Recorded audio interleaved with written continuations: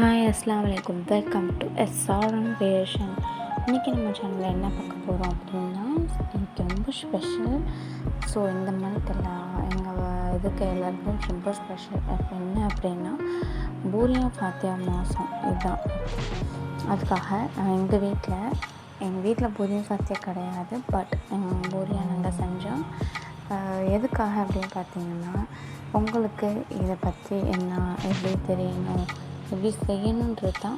ஒன்றுமே கிடையாது, ரொம்பவே ஈஸியாக செய்யலாம். யாரை வேணால் நினச்சி செய்யலாம். ஸோ இவங்க தான் செய்யணும், அவங்க தான் செய்யணும் அப்படியெல்லாம் ஒன்றும் கிடையாது. யார் வேணால் செய்யலாம். இன்ஸ்டண்ட்டாக ரெடி ஆகிடும், இன்ஸ்டண்ட்டாகவே சாப்பிட்றலாம். எப்படின்னு வாங்க பார்க்கலாம். வீடியோ ஓடிட்டுருக்கும், பட் ஆடியோ லேட்டாக தான் வரும். அதுக்காக யாரும் கோச்சிக்க வேண்டாம். என்ன அப்படின்னா, ஃபஸ்ட்டு நம்ம மாவு பிசைஞ்சு வச்சுக்கணும். அந்த பூரிக்கு அந்த மாவு நம்ம மாவு பிசைஞ்சு வச்சுக்கணும்.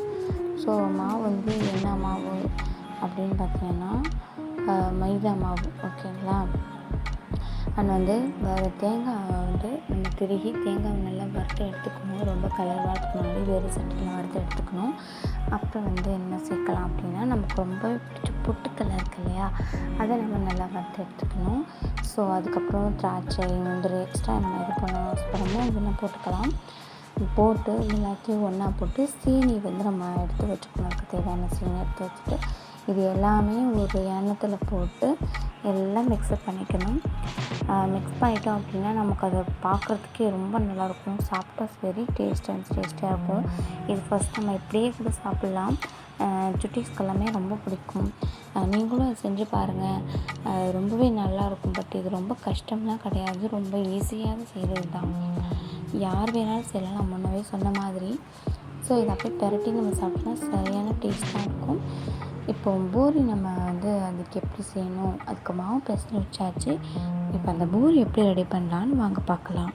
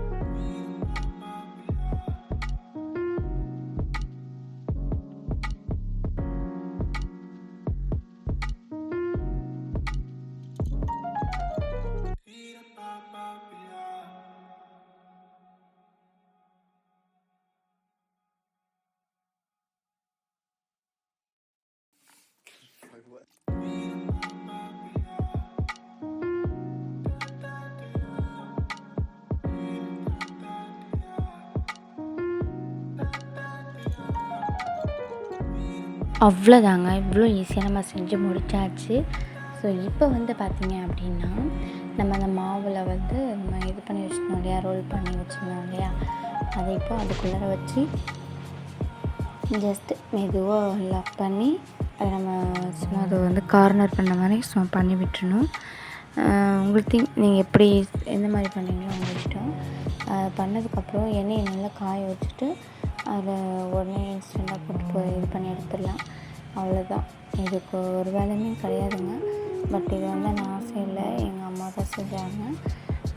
ரொம்பவே டேஸ்ட்டாக இருக்கும். பூரியா ஃபாத்தியா அப்படின்னாக்கா இந்த பூரி தான் ரொம்பவே டேஸ்ட்டாக இருக்கும். நீங்களும் செஞ்சு பாருங்கள். இதே மாதிரி என் வீடியோ என் சேனலில் வரணும் அப்படின்னா கண்டிப்பாக லைக், சப்ஸ்கிரைபர், கமெண்ட்ஸ் பண்ணி வைங்க.